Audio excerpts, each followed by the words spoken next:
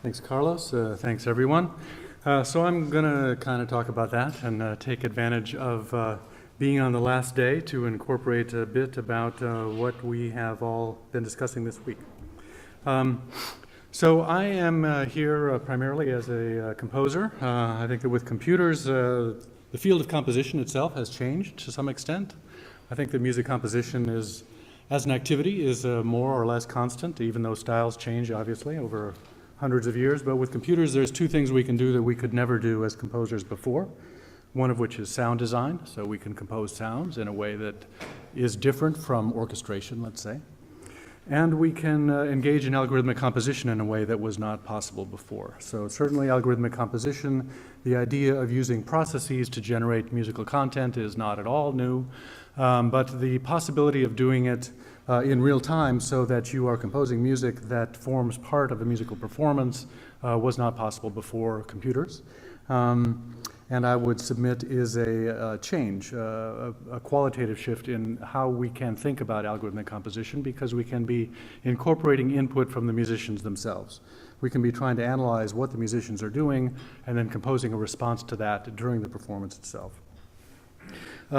So back a year and a half ago when Gottfried and I sat with Reinhard Falkenberg and talked about this day and where we all are now, we talked about thinking of rhythm from the standpoint of four disciplines, the four being music theory, musicology, computational modeling, perception and cognition, and neuroscience, none of which are composition. Nonetheless, I am primarily a composer, as is Carlos, and I think that composers have perspective to add to this consideration.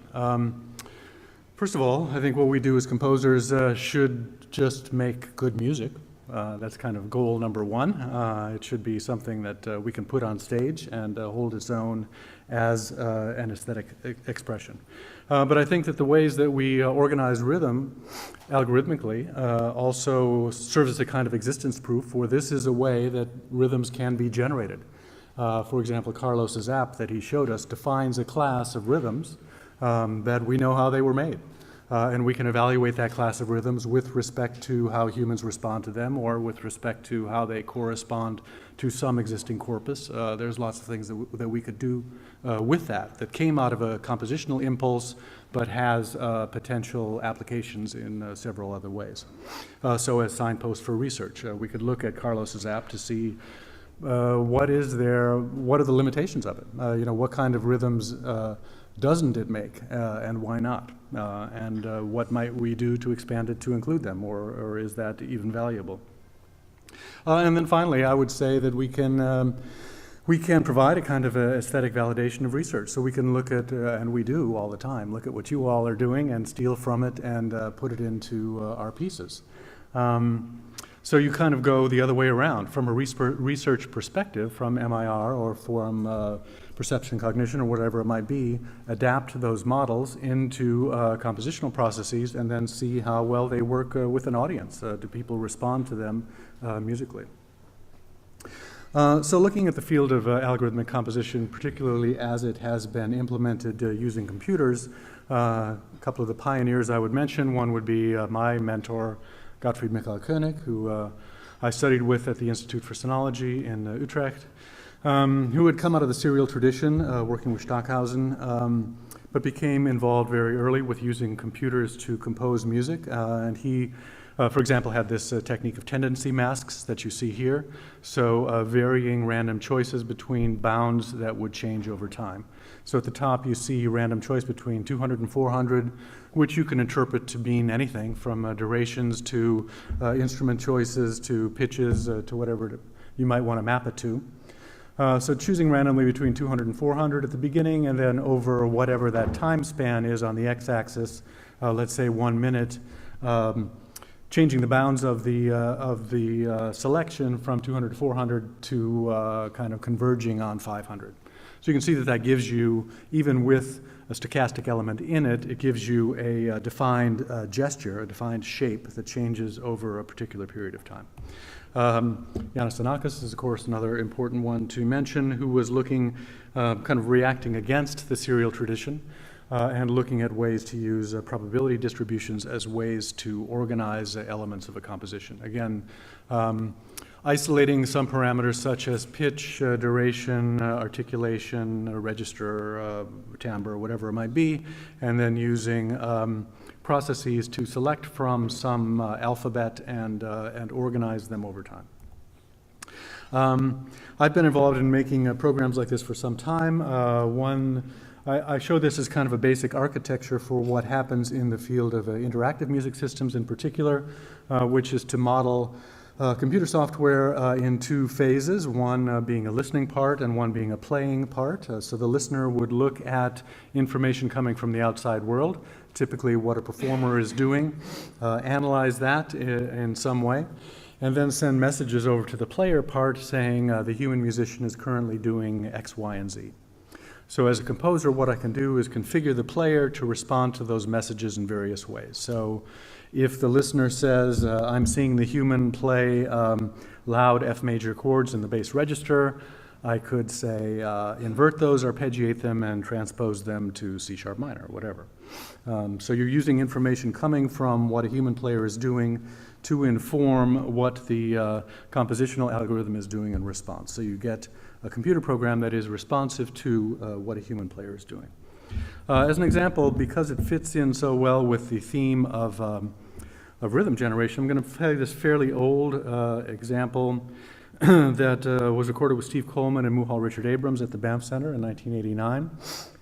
So Steve actually is very involved with algorithmic composition himself. In fact, one of the reasons I'm playing this is because the drummer that you'll hear at the very beginning is, in fact, a computer program that Steve himself wrote. So it's basically a Markov process that he trained by interviewing Marvin Smitty Smith about what sounds he was likely to put on which subdivisions of a four-bar pattern. And so then this generates those kinds of rhythms.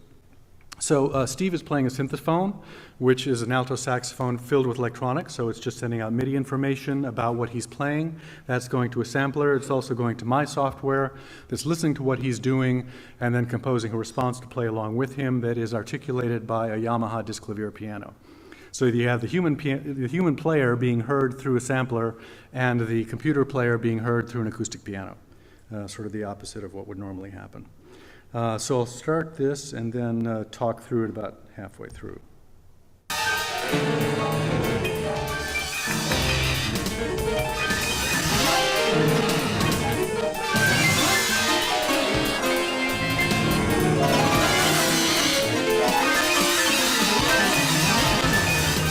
the drummer is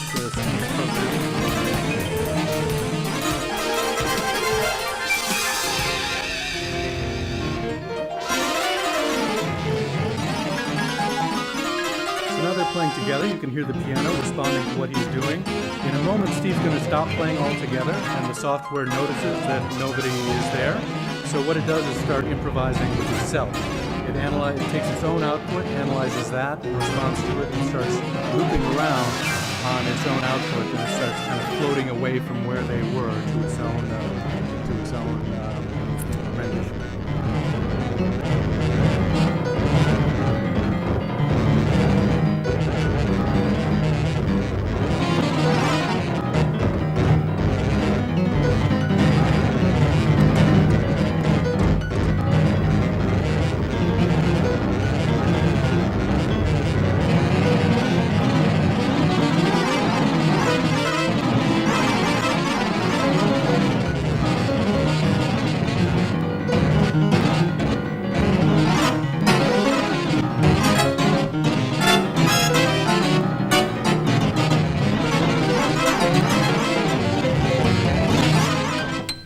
So this is the solo, the software playing off its own output.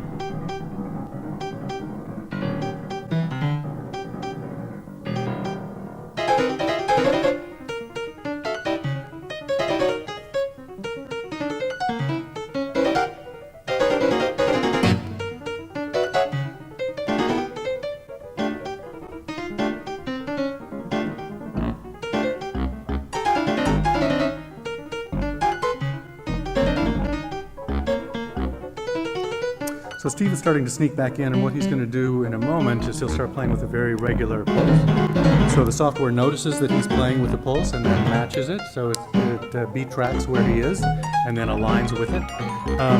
But then he does what any good jazz player will do, and he starts playing on the offbeat, which confuses the software terribly. It doesn't really recognize that he should be doing that, and it can't decide if it should stay where it is or move over. But what it ends up doing is moving over to snap onto his beat. So it's the kind of example that you get from actually interacting with real musicians in live performance, is that you learn which things work and what are problems that you didn't even know were going to be problems until you see it happening on stage. As I have limited time, you'll have to take my word for it that happens. But I'll talk about one more aspect of the software, which is that I also gave it a kind of inner ear. So there's a listening process that looks at what musicians are doing, analyzes that in terms of several features, registral behavior, articulation, harmonic behavior, the rhythm, and so forth, sends the messages to the player that composes a response. And then I had a second copy of the listener that would look at what the computer program itself was about to do just before it did it. So it would look at the output that it had scheduled to play and then analyze whether or not it actually wanted to play that. So you could see if this whole process has generated, let's say, 20 really loud, dense chords in the bass register. You could say, if you're about to do that, don't do it. Reduce it to a single line, or make it softer or something. Essentially what you can do is give the software a set of aesthetic preferences of what kind of music it will and will not agree to play. I wrote 2 books about all of this. The second one was really looking at the literature in music and perception and cognition in particular, to try to really steal some of those processes for analyzing harmonic behavior, beat tracking, meter induction, all of these kinds of things.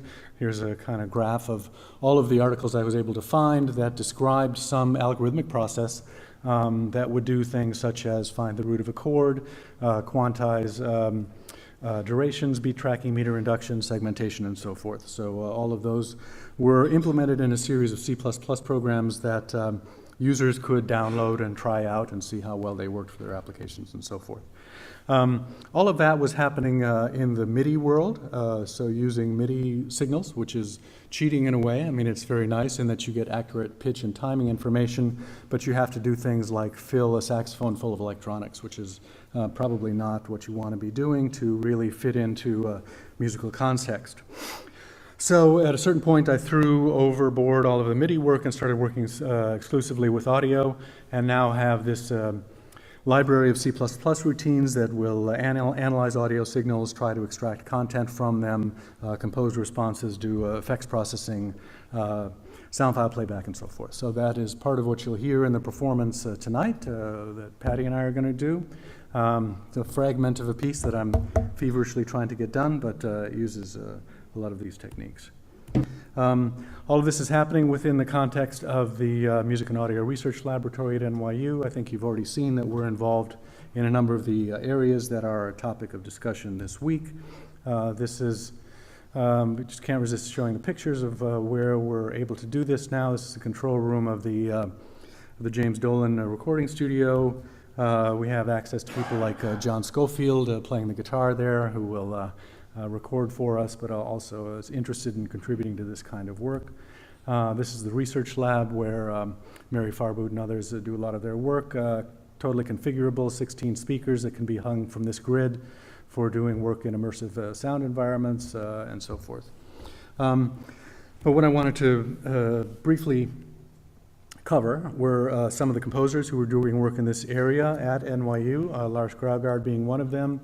Danish composer who comes regularly and has developed a series of computer programs that leverage some of the work that has been done on emotion recognition in music, so trying to figure out what the emotional signal is within some musical content, and has been using that research to inform the compositional process. So it's sort of an experimental paradigm where he's looking at the literature about emotion induction and then using it to compose pieces that should induce some emotional response during the course of it. So this is some of an improvisation that he recorded with Jean-Michel Pil. I'll just play a bit of this.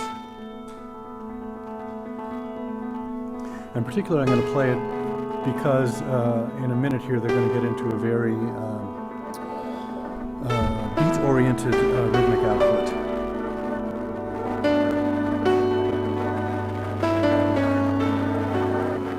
Mention that, but distorted.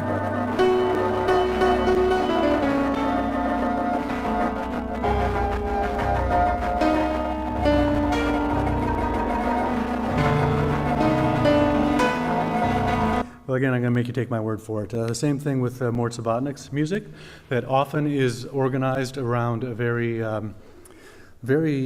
intense use of pulse. You might say that about Mort's music from the 60s until today. It's been one of the distinguishing characteristics of what he does. In fact, if you don't hear a pulse in Mort's music, it's kind of like, you're in the alap phase, and soon enough it's going to kick in. But there's plenty of examples of that out there. Ezekiel Vignau is another one who's been actively exploring, really taking rhythmic structures from Indian music and Persian music, and then adapting it to writing for string quartet, for example, or taking music from tango as an Argentinian composer, and then using that in this piece that I'm not going to play for you. So a lot of what that has to do is an idea that I would refer to as a snap to a grid. So really looking at the rhythmic output as being a grid of time points. So let's say within a 4/4 bar or 3/4 or whatever it might be, you look at some number of subdivisions. So let's say we're going to take 16th notes within the 4/4 bar, and we'll decide what the probabilities are of putting particular timbres on those subdivisions. It's kind of like what Carlos's program does. It's what Steve Coleman's program does. It's what Lars's program does. Many of them are organized this way, of looking at the rhythm as a metric grid, and we're going to decide what falls on those time points, which certainly does define a class of rhythms that can be useful in many musical contexts, but is that the limit of what we want to do? I think that this is from Gottfried's paper. One of the things that I'm struck by is the extent to which that doesn't really take into account metric behavior or the metric hierarchy, or what the meaning of a bar line is. You see here from Gottfried's paper, son clave, and as he's talking about the representation of it, I can't find my cursor right now, but in number 5 at the bottom you see a dark line where the bar line is. Well, that's for our benefit. The computer doesn't know anything about that bar line, and it doesn't figure in algorithmically to what he's doing in the analysis of similarity or anything else.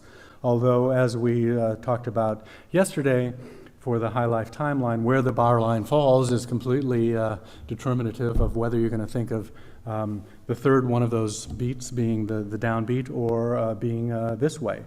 So the bar line is really playing kind of a functional role in how we listen to this and how the music itself functions. So I think I would submit that in the metric grid idea, you are getting a bar line just by virtue of the way the array is organized. I mean, you can consider the bar line to be position 0 in that cycle, but it doesn't really have any functional interpretation. I think that what we're trying to do here is, this is a picture of Driving the Golden Spike, where we have several disciplines that are considering a similar content in parallel, but they're not necessarily driving to the same point in the middle of the continent. They're kind of railroads that are being built in parallel, and we look and see there's a railroad being built over there, and we take ideas from it, which is probably the right way to do it, but I think is really the marvel of a week like this one, is where we can look at each other's railroads and figure out how we might benefit from them. I was missing for yesterday afternoon's talks because I was meeting with the leadership about the success of this week. And I think it's safe to say that we'll be doing it again. We'll not only be doing it again, but probably get support for trying to look at this research or carry on this research in this location that has access to many of the world's musical traditions. So I'll also be missing this afternoon, which is why I'm saying this now, is that I hope that what will happen this afternoon is that we can start talking about what we might do if we continue this. If we keep looking at each other's railroads, what sorts of things like finding an interpretation of where the bar line is. What might that mean compositionally? What might it mean for Gottfried's work? What might it mean for music information retrieval?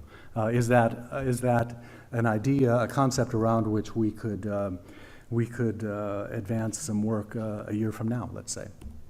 All happening in the context. This is just a picture of where all the students who attend NYU Abu Dhabi come from. And also that is a member of the Board of Trustees of New York University, who is a very successful businesswoman, but also a singer in the Carnatic tradition. So up and down the line, there's a lot of sympathy for thinking about this kind of work. And I will stop there. Thank you.